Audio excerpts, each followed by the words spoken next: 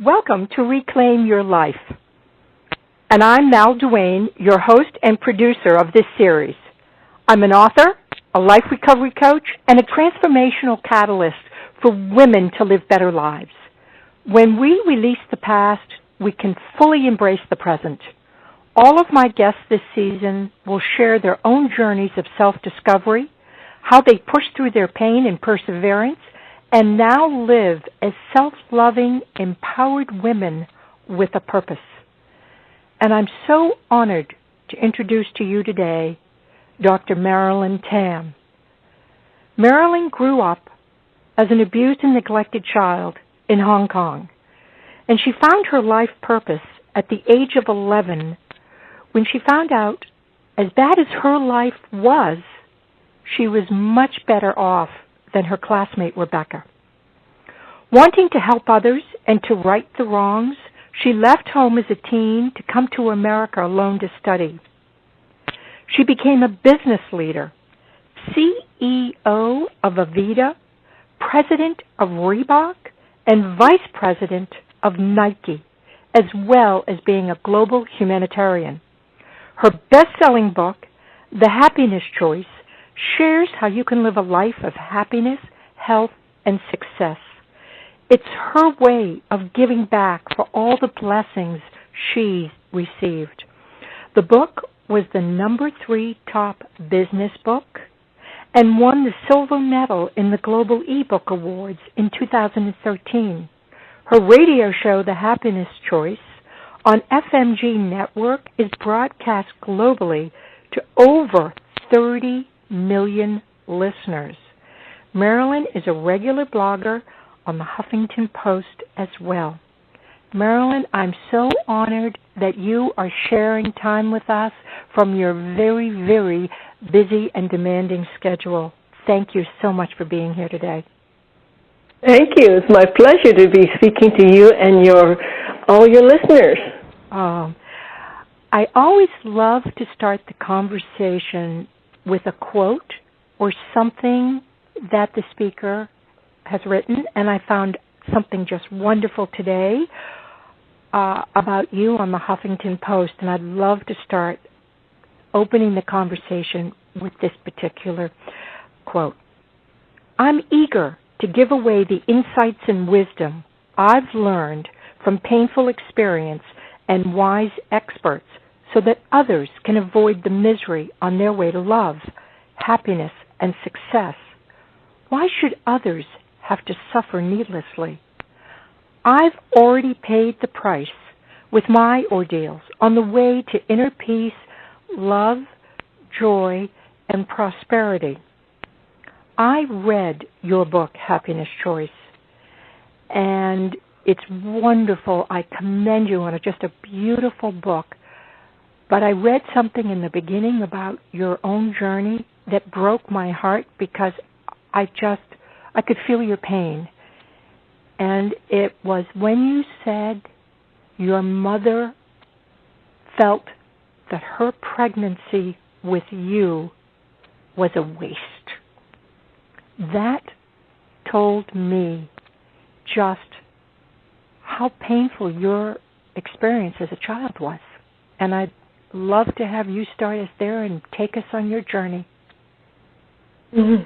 Well, thank you. And I shared my story not because it's any different than many people's stories, but I think that when people understand that their own pain is not the only pain there is in the world, that other people have endured similar pain and have recovered or gone from there to experiencing joy and success and love and happiness, then I feel like my job is being completed, that I am able to share from my lessons, from my ordeal, so to speak, so that other people can grow. And you're right, it was really a painful experience. It was confusing and really helpless feeling to have my mother say to me that I was a waste of a pregnancy. And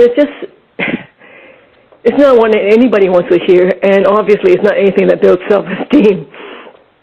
And then knowing that, and trying to still live, and knowing in some way also that there's no way I can change that, because what she's objecting to is something I can't change, which is my gender. She was just not happy with me because I'm a girl. And there's nothing I can do about that, and that's the way I was. And to just go from there and say, all right, how can I still have value? And that came from looking around for somebody who gave me positive affirmation. And everybody has that, and that's what I wanted people to remember, that everybody has somebody at least one time who's told you that your life is worth something, and that's what we have to put in our heart. In my case, it was my grandfather. I didn't know my grandfather well. He died when I was 7, but when I was born, for some reason, and I wish I knew why, he gave me my Chinese name, which is He Li, and that is actually the name of 2 of the more famous emperors from China, one known for his wisdom and compassion in governance in peacetime, and the other one known for his prowess and strategy in wartime, a most unusual name for anybody. It's usually given to the firstborn son of a very prominent family. But for some reason, my grandfather gave me that name. So even though I never knew from him personally, directly, why he thought I was going to be something, I just took that to mean that somebody believed in me. And everybody has somebody at some time, one time, at least, that believed in you. And you put that in your heart, and you do everything you need to do with that in your heart, and you can move forward much easier. And the voices outside, the people who are telling you you're worthless, that you're not good enough, those can be moved aside if you can put that in your heart to know somebody believed in you. That really is what made the difference, I think. How did you survive being a young girl, a teenager, before coming to the States? Who else gave you any kind of sense of self-worth? Because I know your family didn't. There was just no one there for you. It's interesting because I think until, at 7 years old, my family gave me up, and they gave me to my aunt and uncle. And so I went to live with them because my aunt and uncle did not have any children. So my family, my birth family, thought that maybe they would take me on and then they would get rid of one girl. And I have to hasten to say it was not because they didn't have money. My family actually has money. But it was just that they don't want any more girls.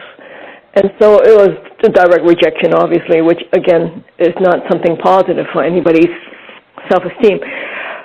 But going there and living with my aunt and uncle in much different circumstances, I became what we now call a child laborer, working on assembling plastic flowers and embroidering needlepoint handbags. But at the time, they don't have that term. But at least then, I had a sense of worth. I was doing something. I was making money. I mean, it was maybe $1 a day if I'm lucky. But it was making money. I was giving worth. Something I did was meaningful to somebody else. I got paid for it. And I got to hang out with other children who were in similar circumstances to myself. In other words, meaning that they had to earn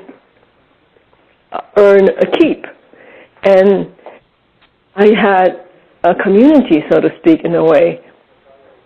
And so that gave me a sense of independence, that I didn't have to be absolutely around only people who told me I was worthless all the time. And so that went on until I was age 11, when my aunt got pregnant and had her firstborn child, which was a boy. And then I got shipped back to my birth family because, of course, they didn't need me anymore because they have their own birth child, and not only a birth child, but a boy. So it would be a worse story if I didn't have something magical happen, which is what you had mentioned earlier, my classmate Rebecca, who her whole family, 5 of them, father, mother, brother, sister, and her, lived in a room.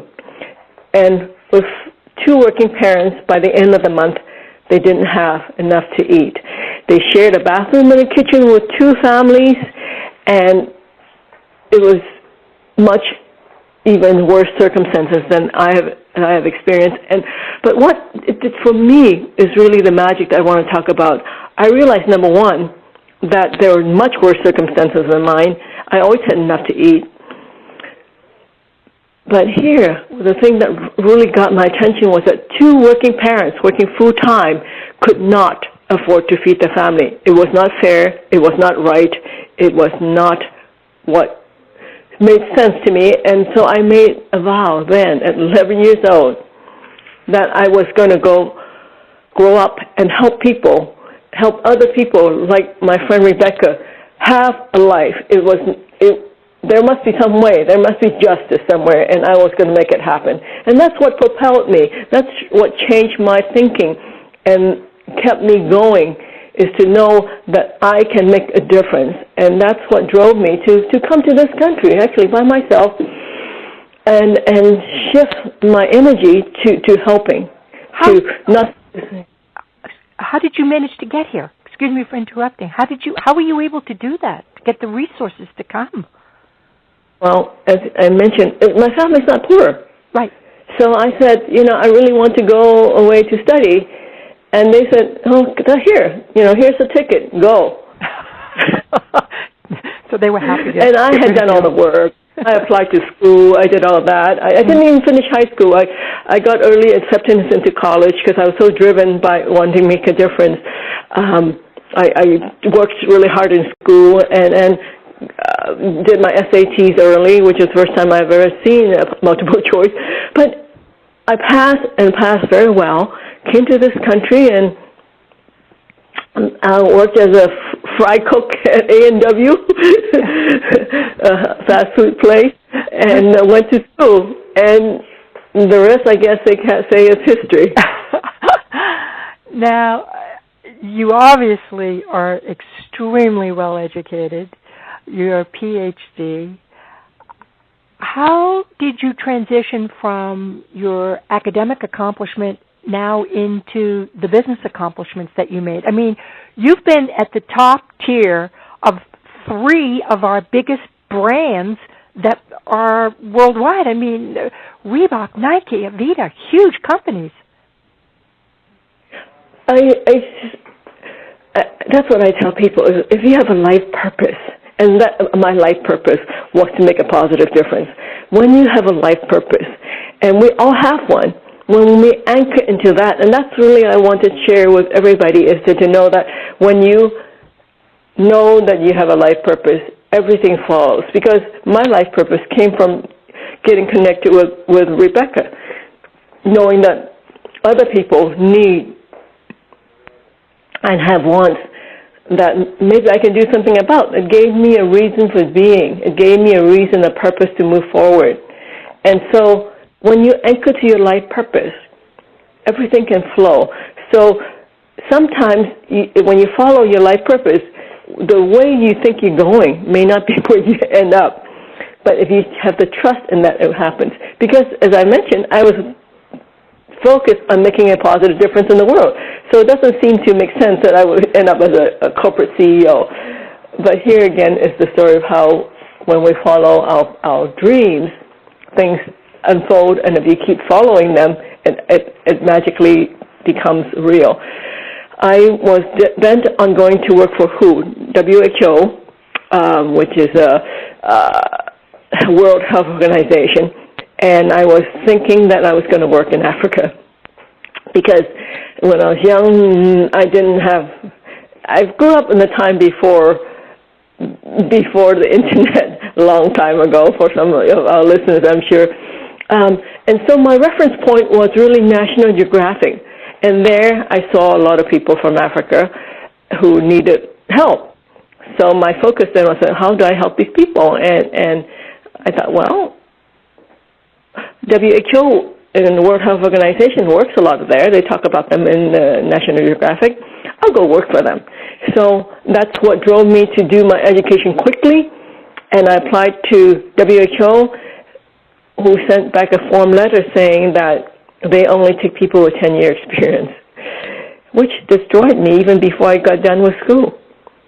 So all of us encounter very distressing and unhappy circumstances that we don't think or didn't plan for.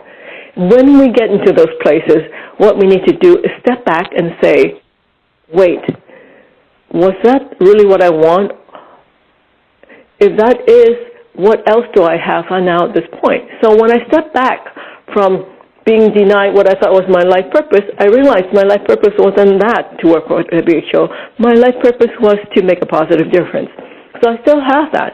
And I also still have my education, and I also still have my desire to make a big difference in the world. So I just went down then with what I knew I had to the counseling office in the university and look up the board of the organizations looking to interview for workers, and I decided I was going to practice at the first one that I ran across, which was May Department Stores, which in Boston used to be called Filene's, but of course that's no longer. It's now Macy's, the same corporation. And they said something magical to me. They said that they grade and they rate and promote based on merit, how people performed. Now, you remember who I am. I am a young immigrant girl of color, and so I've been discriminated against by almost any criteria a person can think of. And so when somebody tells me, when a company tells me that they're going to rate me and promote me and grade me based on how I do, my actual performance, it was magic to my ears. It was so exciting. So I decided, okay, how can I reconcile my desire to make a difference with working for a company like this? So I decided to research the company and discovered that they really, well, number one is they don't discriminate, which is very important to me. Another thing is that they actually work with communities, so it's not an isolated monolith.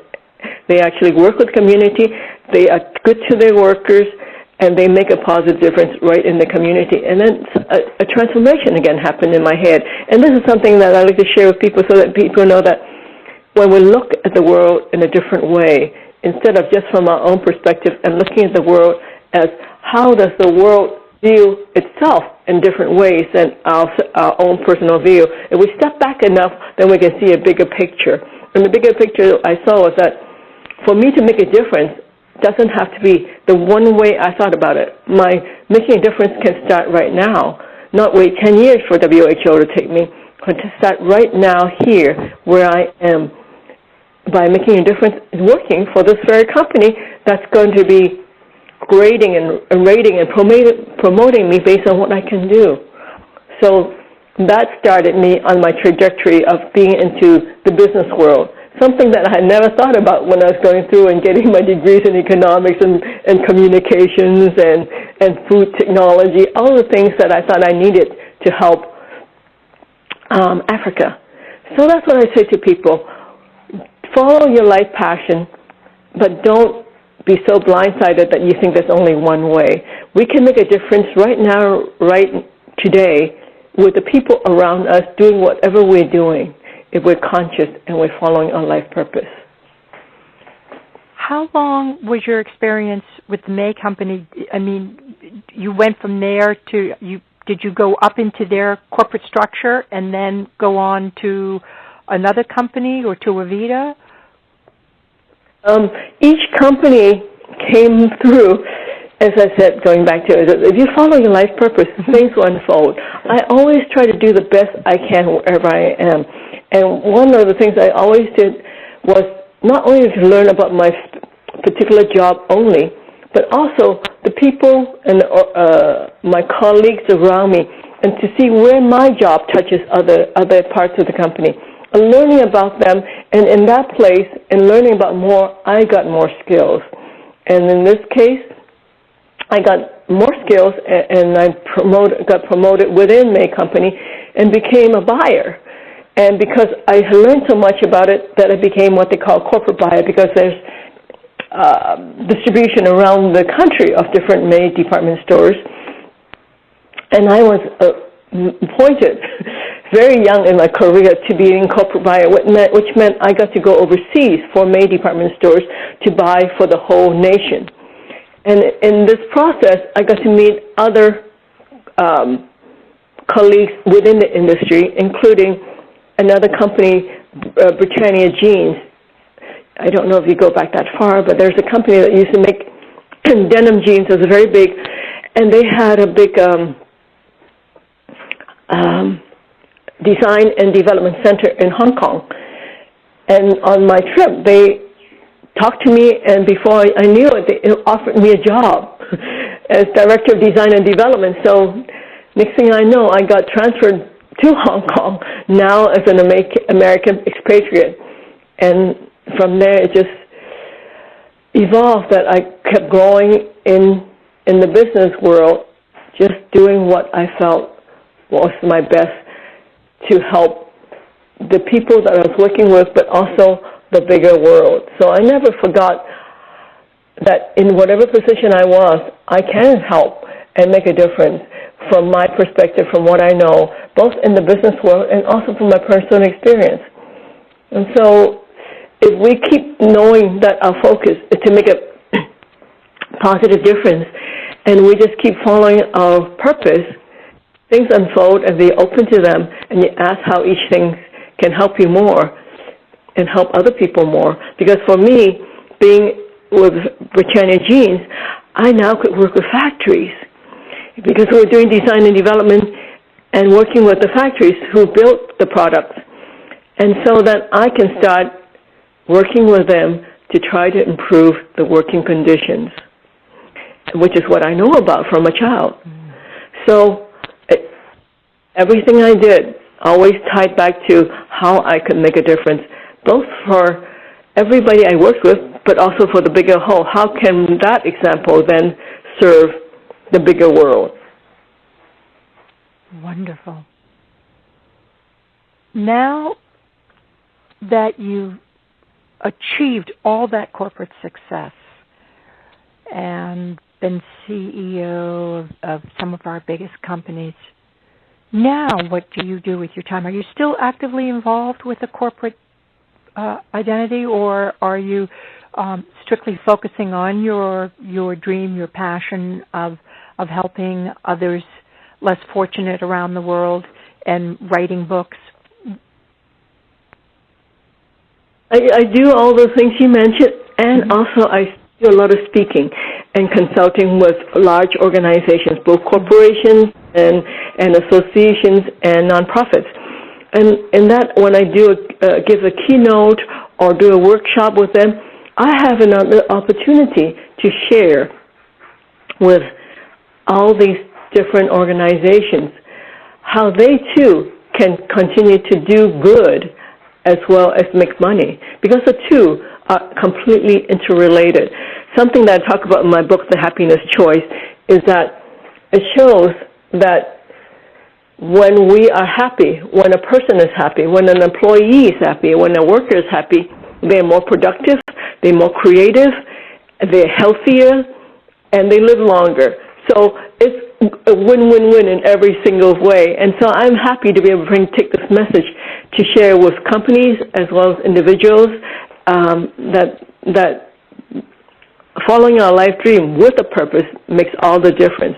And also have my foundation, US Foundation, which I've had since 1996, where we work with other nonprofits and organizations around the world to make more of a positive difference in the world. So it's all connected. I really don't think that there's any separation between what we used to call humanitarian work and for-profit work.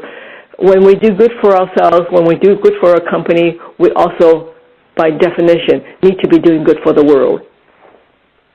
Beautiful. Marilyn, what do you feel personally is your best accomplishment so far? Is it fulfilling your dream, doing what you've been doing, living that passion? I think each day we have to be grateful for our lives and to be happy with what it is, even if it's sometimes looking like something that we wish it wasn't happening for us. And sometimes that in the place of finding an opportunity to give gratitude. Gratitude for, of course, the good, but gratitude also for the lessons and the surprises that we didn't expect that we think are negative or a setback. In those places, we also find a place of gratitude. And for me, I think that's really it. It's living in the present and being able to feel like that each day, each moment, I am making a difference. I'm living the best moment that I can, the best life I can. And just to be able to share that for other people to also know that each moment, each day, each hour, we can and be making a difference. That doesn't mean that we're Pollyanna and not to be feeling miserable about sad things that happen. You know, I've had some devastations in my life. My husband died when he was very young, when he was out mountain biking. So I went from thinking I was going to have brunch in an hour to going to the ER to view his body. And that's the sort of devastation people just don't expect, especially when I was only in my 30s. But even in that place, in the grief, I said, okay, there must be some reason for this, and how do I find the blessing? How do I find the trust that something good is going to happen out of this? Because it was so devastating for me. I couldn't work well either, and so I lost almost everything in the world. And in that place, I found that external things is not really what gives us the ultimate peace and joy. And I have really obviously rebound from there and give thanks for the experience, for the time we had together, and for the lessons learned, and for teaching me how to have the capacity to love. And so, yes, at the time it was devastating, yet I also want to say it's probably one of the biggest lessons and blessings I've had since, because now I have a bigger capacity to love and to understand and to appreciate the world. Beautiful, just beautiful. You have a wonderful gift for our listeners today, and thank you so much for that. Tell us a little bit about what the listeners can go to the Reclaim Your Life event site and what you're offering them that's a gift from you. On my website, I think it's also on your link, it's I have a whole section of free gifts. It's not just a gift from me, because I feel like there's so many people with wisdom in the world. There, of course, my 4 principles to a successful and happy life that I want to share with everybody is free, so that you can read and learn how to do that. I also have a video from Jack Canfield about happiness and abundance. I have a 60-minute video from Joan Boroshenko to talk about how to build resiliency in times of stress. I have Hava Hendricks on relationships. I have Zhongliang Ao Wong, who's a master Tai Chi teacher, teaching you how to do Tai Chi and breathing and reduce stress. I have financial teachings from Shelley Campbell, who is a financial stress reduction expert. I have things from Dr. Michael Gallitzer, who is the longevity doctor, and the person who taught Suzanne Summers how to regain her beauty and maintenance of that. I have so many more things. I can go on and on, but you can get the sense. It's all free, and just like on the link. Please give everybody your website address so that we make sure they have that. It will be, the link is on the website, but I want you to announce it to everybody as well, so if they want to reach out to you personally, they can. That would be great. My website is just my name, MarilynTam.com. So it's MarilynT as in TAM.com, and there's a page on it called Free Gifts. So you can just go to MarilynTam.com, click on the Free Gifts page, and I think we have about 16 gifts that anybody can access for free, because I believe that in sharing, we all win. So happiness choice is really what I believe in. You can choose to be happy. MarilynTam.com. Marilyn, thank you so much for this beautiful conversation.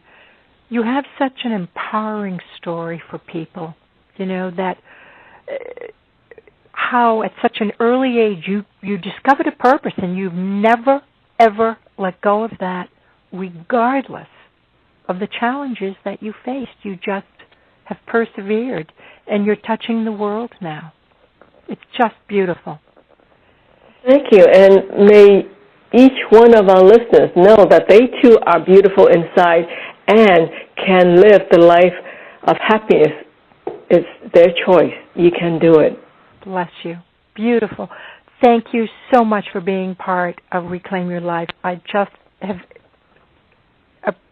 loved every minute of this. It's been wonderful. Thank you so much again. Thank you. Bless you. Bye-bye.